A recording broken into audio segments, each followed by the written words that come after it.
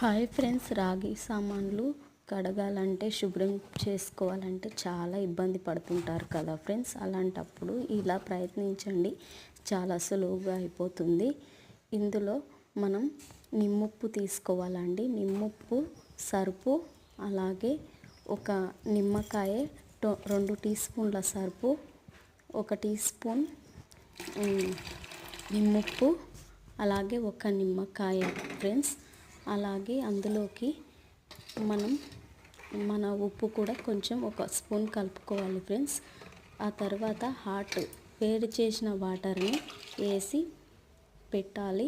వేసి కాసేపు అయిన తర్వాత సామాన్లు ఒక 5 మినిట్స్ పెట్టి ఇలా తీసేస్తే బాగుంటుంది ఫ్రెండ్స్.